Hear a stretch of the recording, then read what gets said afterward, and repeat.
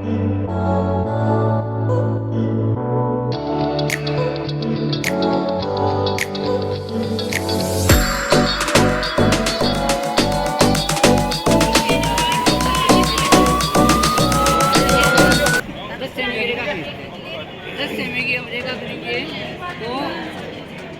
Semi की जो रेखा है वो धरातल का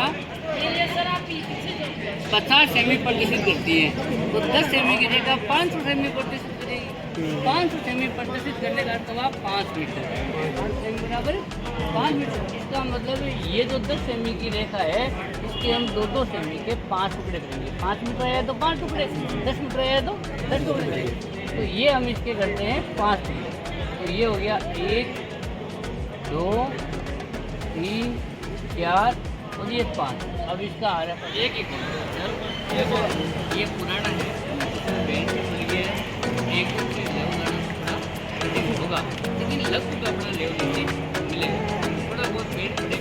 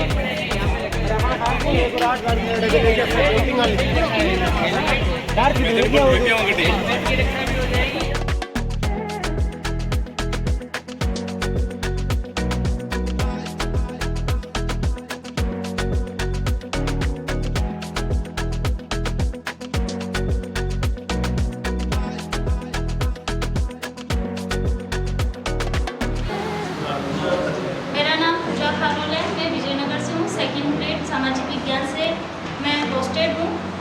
आज हम जो बात करने वाले हैं वो वायुमंडल पर करने वाले हैं। क्या आप में से कोई मुझे बता सकता है कि वायुमंडल है क्या? कोई भी?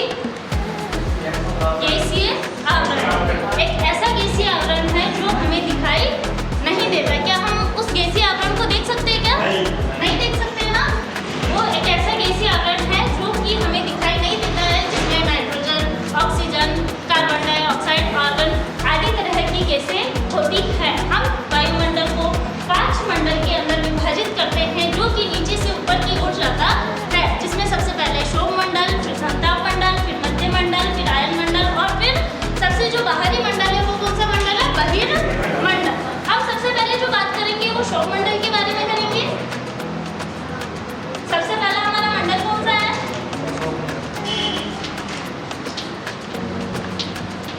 आप अगर मेरे साथ साथ जवाब देंगे तो शायद पढ़ना थोड़ा बेहतर हो जाएगा, वरना वो रुचिकर नहीं लगेगा। आप सिर्फ सुनते रहेंगे और मैं सिर्फ बोलती रहूँगी। तो लगना चाहिए ना कि आप लोगों को मेरी बातें समझ में आ रही है, तो आप मेरे सवालों का जवाब भी दीजिए प्लीज़। हम सबसे पहले कौन से मंडल के बारे में पढ़ेंगे? शोभ मंडल के बारे में। अभी खाना खाया है तो थोड़ी एनर्जी तो होनी चाहिए ना, तो वॉल्यूम भी थोड़ी हाई होनी चाहिए। शोभ मंडल की ऊंचाई धरातल से लगभग 18 किलोमीटर है, जिसके अंदर जो भी पर्यावरणीय घटनाएं होती है जैसे वर्षा, बादल का बढ़ना और आंधी तूफान आना, ये सभी किस मंडल के अंदर होता है? किस मंडल के अंदर होता है? शोभ मंडल के अंदर होता है।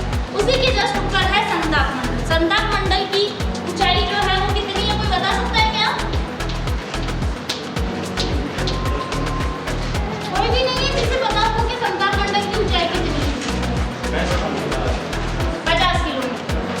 संताप मंडल और शोभ मंडल के बीच में एक सीमा पाई जाती है, जिसे कौन सी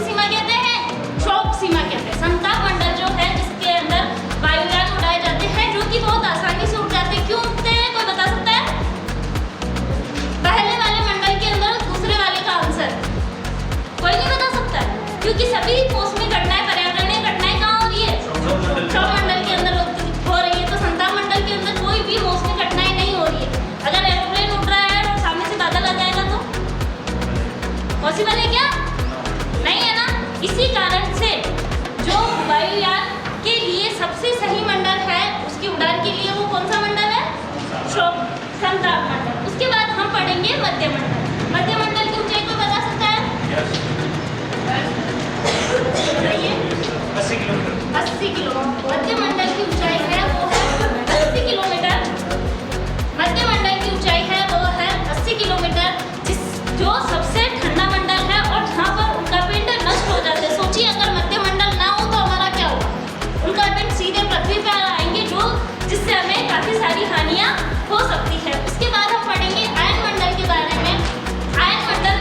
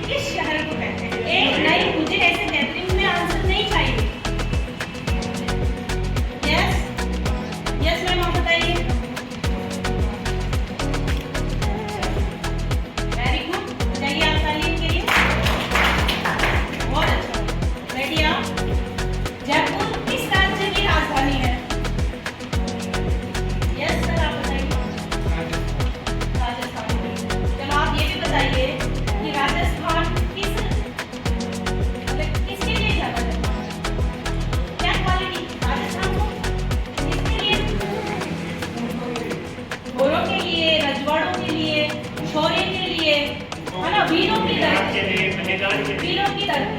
तो आप बताइए कि राजस्थान के जैसे, बहुत अच्छा आंसर है आपका, राजस्थान के जैसे भारत में कितने राज्य हैं?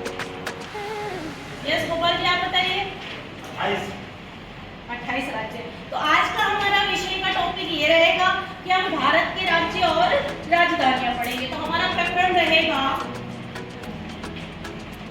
भारत के राज्य, सीधे बैठिए आप, एवं राजधानियां। क्या रहेगा? राजधानियां। आपने सबने पहले पढ़ रखी होगी कि भारत में 28 राज्य हैं और 28 ही राजधानियां हैं और 8 केंद्र शासित प्रदेश हैं, जो आज हमारे टॉपिक में हम इंक्लूड नहीं करेंगे। वो मैं पहले पढ़ा चुकी हूँ कल के सेशन में। ठीक है ना? आपने नोट डाउन किया? केंद्र शासित प्रदेशों को मानचित्र में बनाया? Yes no? ओके, बहुत अच्छे बच्चे हो आप। हमेशा से जो भी मैं होमवर्क देती हूँ वो टाइम से करके लाते हो आप। आपके जैसे बच्चे बहुत अच्छे हैं। चलो, तो आज हम बोलते हैं हमारे राज्य और राजधानियां। सर्वविदित है, आप सभी को पता है कि भारत में पहले पूर्व में 29 राज्य हुआ करते थे। कितने हुआ करते थे? 29। लेकिन वर्तमान में हम बात करें तो 28 राज्य हैं। वो कैसे हुए मैडम? 29 के 28 कैसे हुए? प्रश्न नहीं करोगे आप? कैसे हुए मैडम? हाँ, तो आपको सबको पता है कि यहाँ पर जो जम्मू कश्मीर हुआ करता था एक स्टेट, उसको भारत सरकार ने उसको 2 केंद्र शासित प्रदेश बना दिए। जो ये जो लद्दाख है और ये जम्मू कश्मीर है, इसको यूनियन टेरिटरी, यूटी यानी कि केंद्र शासित प्रदेश है। केंद्र सरकार के पास होता है, ना कि राज्य सरकार के पास। राज्य सरकार पर उसका कोई नियंत्रण नहीं है। बाकी के राज्य की तरह हमको पता ही नहीं। मानचित्र का ज्ञान होना आपको बहुत ही जरूरी है। सब बच्चे बताएंगे ये जो केसरिया कलर है, दिनों की धरती है, ये कौन सा राज्य है? हमारे बच्चे को दिखाया जाता है। और जल ही जीवन है, ये नारा किसने दिया गया था? जल ही जीवन है, ये नारा किसने दिया गया था? बता सकते हो? तो ये स्वामी रामदयाल को दिया गया था।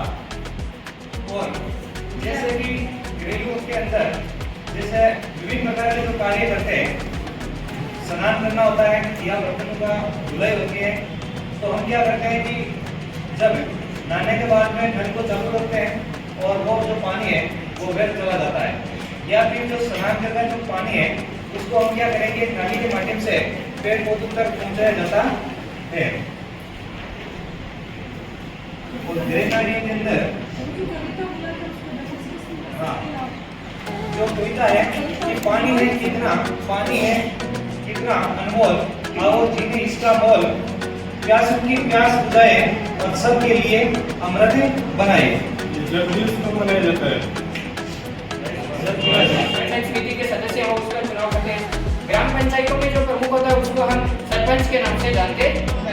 वैसे ही नगर निगम में महापौर होता है, नगर परिषद में सभापति होता है और नगर पालिका है, उसमें नगर पालिका अध्यक्ष का चुनाव किया जाता है।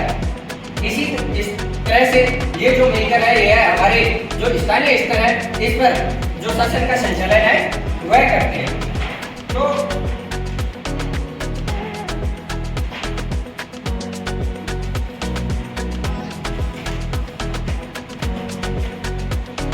अब क्या है कि ज्यादा समय नहीं लेते हुए मैंने जो आपसे चर्चा की है उनमें से ही कुछ प्रश्न मैं आपसे वापस से पूछना चाहूंगा कि जो ग्रामीण स्थानीय स्वशासन है या नगरीय स्थानीय स्वशासन है, उसमें जो चुनाव का कार्य है वह कौन व्यक्ति करवाता है या कौन सा आयोग करवाता है? राज्य निर्वाचन आयोग करवाता है। चलो, जो गांव में ग्रामीण स्थानीय स्वशासन पंचायत समिति, उस पंचायत समिति के प्रमुख को क्या कहा जाता है? प्रधान सेवक कहा जाता है। Very good. अब कुछ गृह कार्य के लिए आपको प्रश्न। पहला प्रश्न है, हमें श्वास लेने के लिए किसकी आवश्यकता होती है? ऑक्सीजन। बढ़िया। तो ये बताइए, ऑक्सीजन हमें किससे प्राप्त होती है? वृक्षों से, पेड़ों से। तो ये बताइए कि जो पेड़ पौधे हैं इनको गर्मी में किस चीज़ की सबसे ज़्यादा आवश्यकता होती है? जल की। तो आज का हमारा टॉपिक है जो जल है वो कहाँ से प्राप्त कर सकते हैं, बताइए।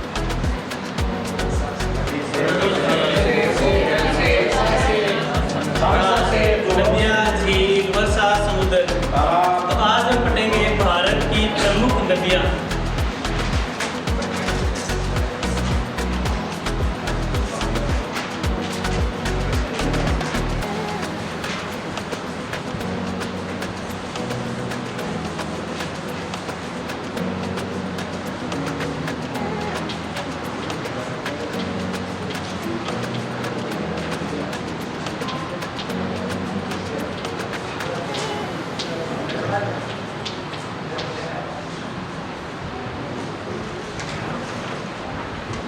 तो भारत की बहुत सी नदियों के बारे में आप जानते होंगे, तो हम प्रमुख नदियों की बात करेंगे।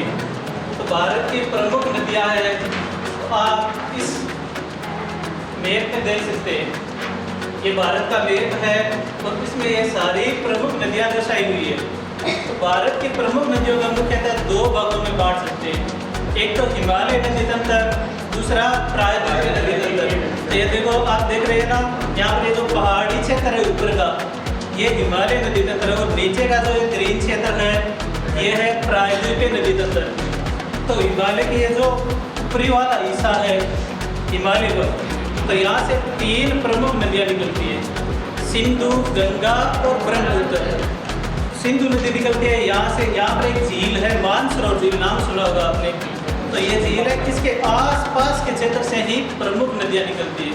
तो इसी के पास एक सिंधु नदी निकलती है और यहाँ से होते हुए पाकिस्तान से होते हुए अरब सागर में गिरती है।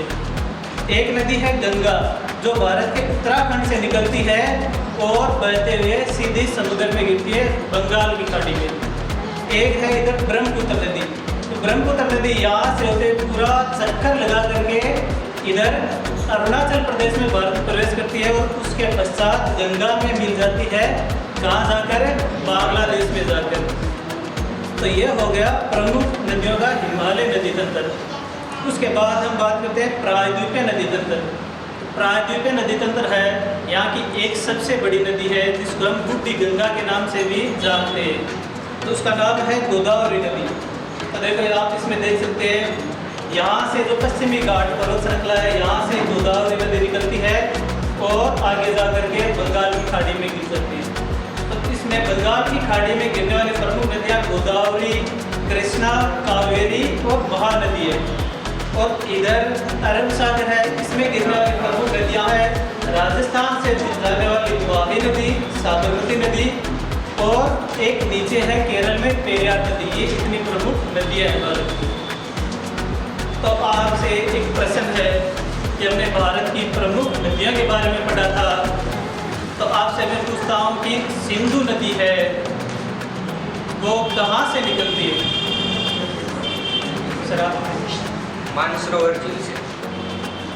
हाँ, मानसरोवर झील है, उसके आसपास के क्षेत्र से ही निकलती है। तो आज के लिए जानकारी है आपका, हैं उसी को हम पर्यावरण कहते हैं। अब पर्यावरण बढ़ता कैसे, इसके घटक क्या क्या हैं, घटक अंग जिनको हम अंग बोलते हैं, उसके बारे में आज चर्चा करेंगे। तो सबसे पहले बात करते हैं, पहला जो इसका घटक होता है वो होता है, पहला होता है मानवीय घटक, दूसरा इसका होता है प्राकृतिक,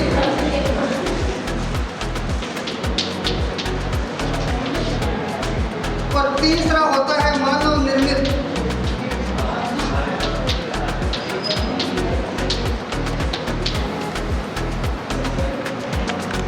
मानवीय, अगर हम पर्यावरण की बात करें, मानव में कौन कौन आ सकते हैं? जो बड़ा परिवार है वो मानवीय में आ सकता है, जैसे अपने दादा, भाई, बहन आदि इसमें आते हैं मानवीय में। वही बात करते हैं प्राकृतिक, अब प्रकृति से जो मिलता है, पेड़ पौधे, वायु, ये सब क्या होती हैं? प्रकृति के। और बात करते हैं मानव निर्मित, जैसे रोड, पुल, सड़क, ये सारी चीज़ें किसमें आती हैं? मानव निर्मित में, जिसने मानव कहते हैं उसी को हम। मेरा नाम लासा प्रजापति है, मैं राजकीय उच्च माध्यमिक विद्यालय नंबर 3 मुंद्रा छापर से आ रही हूँ। आज का हमारा टॉपिक है सेव अर्थ, पृथ्वी को कैसे बचाया जाए।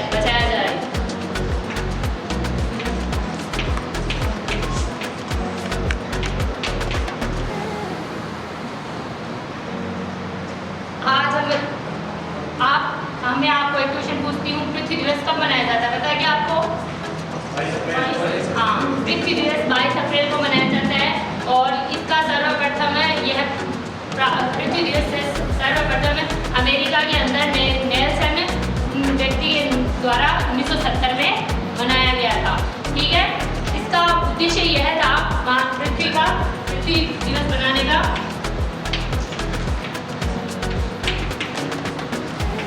पर्यावरण संरक्षण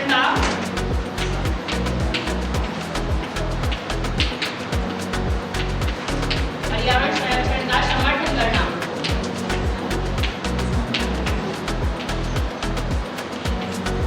वह पर्यावरण के प्रति लोगों को जागरूक करना।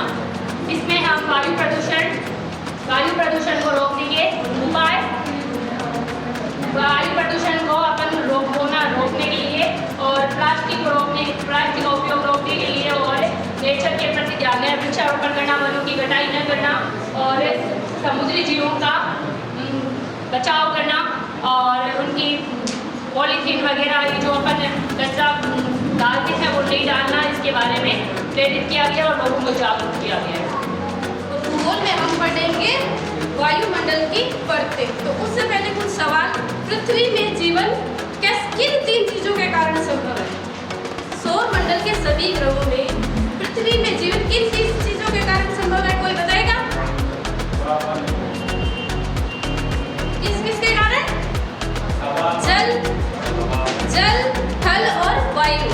तो हम आज वायु के बारे में पढ़ेंगे। पृथ्वी के चारों ओर का जो आवरण है उसे हम वायुमंडलीय आवरण कहते हैं और इसके अंदर 5 परतें बताई गई है। पहली शोभमंडल, फिर समताप मंडल, फिर मध्यमंडल और आयनमंडल और वेरी गुड बहिर्मंडल। तो आज हम मुख्य रूप से शोभमंडल के बारे में पढ़ेंगे। शोभमंडल पृथ्वी के सबसे नजदीक है और इसकी जो ऊंचाई है वो हम 18 किलोमीटर तक ही जानते हैं। इसको हम ध्रुवों पर कम ऊंचाई देखी गई है। ध्रुवों पर इसकी ऊंचाई कितनी बताई गई है? कोई बताएगा? ध्रुवों पर केवल यह 8 किलोमीटर ही जानी जाती है और मध्य में इसकी 18 किलोमीटर तक मानी जाती है। शोभमंडल में क्या क्या विशेषताएं हैं? कोई बताएगा? हाँ बताइए। हवा, आंधी, तूफान, बारिश ये सब शोभमंडल में है। वेरी गुड, सबसे अच्छा जवाब। तो ये सब कहाँ होता है? शोभमंडल में। शोभमंडल की एक और विशेषता बताओगे? एक कोई इनके अलावा? ये सबसे नजदीकी है और एक और विशेष बात, ये सबसे गर्म मानी जाती है। सबसे गर्म परत क्यों है? क्योंकि यहाँ पर गैसों का घनत्व अधिक है। मुख्य गैसें कौन कौन सी पाई जाती है हमारी पृथ्वी के नजदीक में? नाइट्रोजन, ऑक्सीजन, आर्गन और कार्बन डाइऑक्साइड। तो आर्गन को कौन सी गैस कहा गया है? यह निष्क्रिय गैस है, इसकी कोई क्रिया नहीं बताई गई है। और सबसे आवश्यक गैस कौन सी है हमारे लिए? ऑक्सीजन। और सबसे खतरनाक लेकिन फिर भी जो हमें कितने सालों तक अंग्रेजों की दास्तान का सामना करना पड़ा? लगभग कितने सालों तक अंग्रेजों की दास्तान का सामना पड़ा? 200 सालों तक। और इसी दास्तान को खत्म करने के लिए जो जन आंदोलन किए गए, एक बात बताइए, राष्ट्रीय आंदोलन क्या होते हैं? राष्ट्रीय आंदोलन कौन से होते हैं?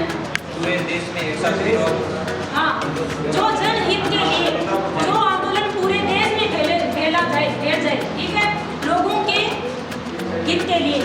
तो लोगों के हित के लिए राष्ट्रीय आंदोलनों में सबसे महत्वपूर्ण भूमिका किसकी रही? महात्मा गांधी की। महात्मा गांधी जी का जन्म 2 अक्टूबर 1869 को पोरबंदर जिले में, जो कि गुजरात में पड़ता है, वहाँ पर हुआ था। इनके महात्मा गांधी जी ने इतना कुछ किया लोगों के लिए कि वो राष्ट्रपिता के नाम से जाने गए। और एक नाम और था, बहुत ही प्रसिद्ध था। तो कौन सा था? बापू। उनको बापू के नाम से भी जाना गया था। महात्मा गांधी जी ने क्या कहा था कि जियो तो ऐसे जियो जैसे कि हमारा ये कल आखिरी दिन हो, और सीखो तो ऐसे सीखो कि हम हमेशा अमर रहेंगे। और बहुत कुछ है तो हमारे मैम भी बताएंगे। चलो। नमस्कार, मेरा नाम है ममता राठ। मैं GS government senior school 1th class में पढ़ाती हूँ। जिस प्रकार की मैडम ने बताया कि महात्मा गांधी जी का जन्म 2 अक्टूबर को हुआ था, गुजरात के काठियावाड़ पोरबंदर नामक स्थान पर हुआ था। उनके पिताजी का नाम करमचंद गांधी था। बताओ उनकी पत्नी का नाम क्या था?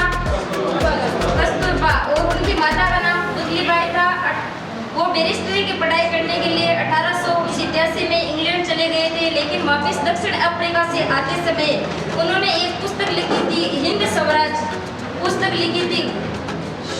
उन्होंने 1917 में पहला आंदोलन कौन सा था? चंपारण आंदोलन, जो 1917 में बिहार में था। ये किससे संबंधित था? नील की खेती से किसानों पर होने वाले अत्याचारों से मुक्ति दिलाने के लिए महात्मा गांधी जी ने चंपारण आंदोलन शुरू किया। उसके बाद दूसरा आंदोलन 1918 में खेड़ा आंदोलन किया। जस्ट उसके 7 दिन बाद में अहमदाबाद नील मजदूर आंदोलन किया, जो कि किसानों पर होने वाले अत्याचार जैसे कि प्लेग, महामारी, अकाल के कारण उन पर करों का बोझ बढ़ा दिया गया। करों को बोझ सहन न पाने के कारण किसानों के प्रति ये आंदोलन शुरू कर दिया। उसके बाद एक खिलाफत आंदोलन आया। वो कब आया? 1919 में। खिलाफत आंदोलन का महात्मा गांधी जी का एक ही मकसद था कि मुस्लिमों को भारतीय संविधान के अनुच्छेद 52 में राष्ट्रपति का पद का उल्लेख मिलता है। अनुच्छेद 53 में संघ की जितनी भी कार्यपालिका शक्ति है वो सब राष्ट्रपति में निहित होती है। राष्ट्रपति या तो खुद या फिर अपना अधीनस्थ जो भी होता है उनके द्वारा उन शक्तियों का प्रयोग करता है।